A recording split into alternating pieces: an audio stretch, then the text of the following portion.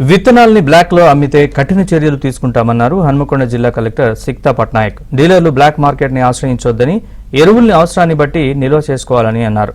పరకాల పట్టణంలో పర్యటించిన collector fertiliser street షాపుల్ని తనిఖీ చేశారు. ఎరువులు, విత్తనాలు కొనుగోలు చేసే రైతులు తప్పనిసరిగా ఆధార్ కార్డు తీసుకురావాలని కలెక్టర్ సూచించారు.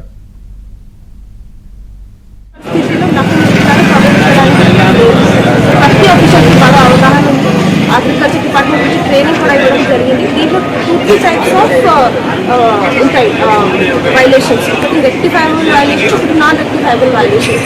ఇవి అన్నీ కూడా police department and seed certification and agriculture department వాళ్ళు వీళ్ళు ముగ్గురు కలిసి టాస్క్ ఫోర్స్ ఫామ్ చేశారు.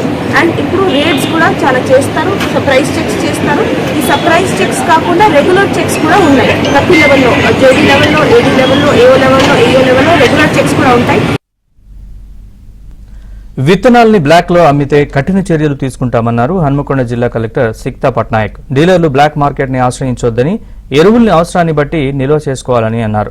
పరకాల పట్టణంలో పర్యటించిన కలెక్టర్ ఫర్టిలైజర్ స్ట్రీట్ షాపుల్ని తనిఖీ చేశారు. ఎరువులు, విత్తనాలు కొనుగోలు చేసే రైతులు తప్పనిసరిగా ఆధార్ కార్డు తీసుకురావాలని కలెక్టర్ సూచించారు.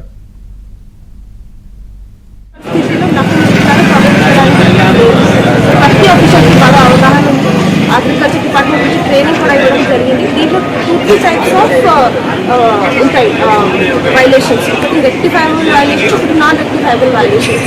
ఇవి అన్నీ కూడా police department and seed certification and agriculture department వాళ్ళు వీళ్ళు ముగ్గురు కలిసి టాస్క్ ఫోర్స్ ఫామ్ చేశారు. అండ్ ఇప్పుడు రేట్స్ కూడా చాలా చేస్తారు, సర్ప్రైజ్ చెక్స్ చేస్తారు.